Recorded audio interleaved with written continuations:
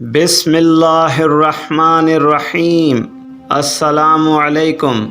مسند راز T V کے معزز سامعین، ایک دفعہ کا ذکر ہے کہ عرب کے چوروں کے ایک گروہ نے کسی پہاڑ کی چوٹی پر قبضہ کر لیا تھا۔ ان چوروں سے اس پہاڑی کا قبضہ چھڑانے کے لیے اس وقت کے بادشاہ کا لشکر بھی عاجز رہا۔ وہ چور پہاڑ کی ایک محفوظ ترین غار میں پناہ گزین تھے۔ بادشاہ وقت کو اس کے مشیروں اور وزیروں نے مشورہ دیا کہ اگر ان لوگوں کے شر پر قابو نہ پایا گیا تو ان کا شر اسی طرح بڑھتا جائے گا اور پھر ان پر قابو پانا بہت مشکل ہو جائے گا۔ جو درخت ابھی جڑ پکڑ رہا ہے اسے اکھیڑنا زیادہ آسان ہے بنسبت اس کے کہ وہ جب جڑ پکڑ جائے۔ اگر وہ مکمل درخت بن گیا تو پھر اسے جڑ سے اکھاڑنا زیادہ مشکل ہوگا۔ اگر کسی چشمے کو اس کے ابتدا میں ہی کسی سوئی سے روک دیا جائے تو وہ رک جاتا ہے، مگر جب وہ چشمہ پوری آب و تاب سے بہنا شروع ہو جائے تو پھر کسی ہاتھی کے ذریعے بھی اسے روکنا ممکن نہیں ہوتا۔ چنانچہ بادشاہ نے فیصلہ کیا کہ ان ڈاکوؤں کی جاسوسی کروائی جائے۔ جس وقت وہ ڈاکو رات کو لوٹ مار کرنے کے لیے چلے گئے تو ان کی قیام گاہ وہ غار خالی ہو گئی۔ بادشاہ نے چند تجربہ کار اور آزمودہ سپاہیوں کا ایک گروہ اس غار کی ایک گھاٹی میں تعینات کر دیا۔ رات گئے جب وہ چور لوٹ مار کرنے کے بعد لوٹے تو تھکے مارے ان چوروں نے اپنے ہتھیار اتارے اور لوٹا ہوا مال رکھا اور سو گئے۔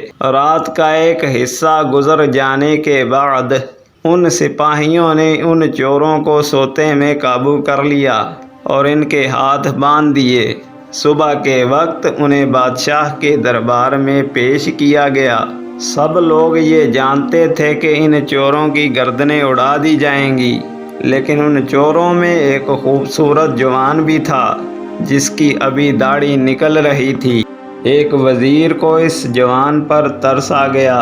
اس نے بادشاہ کے تخت کو بوسہ دیا اور اس جوان کی سفارش کی کہ ابھی اس نے جوانی کا مزہ بھی نہیں چکھا۔ میں آپ کے عمدہ اخلاق سے یہ امید رکھتا ہوں کہ میری اس جوان کے حق میں سفارش کو قبول کیا جائے اور اسے معاف کر دیا جائے۔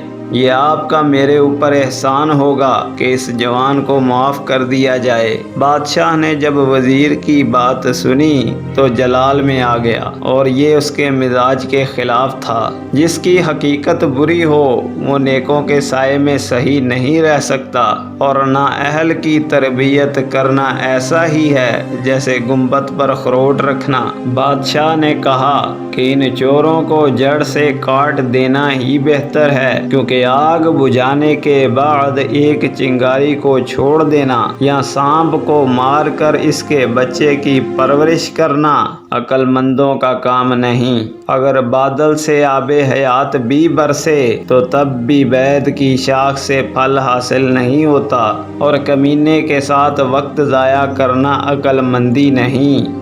وزیر نے جب بادشاہ کا موقف سنا تو رضامندی کا اظہار کرتے ہوئے بادشاہ کی رائے کو سراہا اور عرض کیا کہ بادشاہ کا فرمان اپنی جگہ درست ہے، مگر ان کی صحبت میں رہ کر یہ جوان ضرور انہی کی مانند ہو جاتا، اور اگر یہ نیکوں کی صحبت میں رہا تو ہو سکتا ہے کہ یہ نیک ہو جائے، اور ان چوروں کی صحبت نے ابھی اس کے دل میں جڑ نہیں پکڑی۔ اور حدیث پاک کے یہ الفاظ بھی ہیں کہ ہر بچہ فطرت اسلام پر پیدا ہوتا ہے، پھر اس کے والدین اسے یہودی، عیسائی یا مجوسی بنا دیتے ہیں۔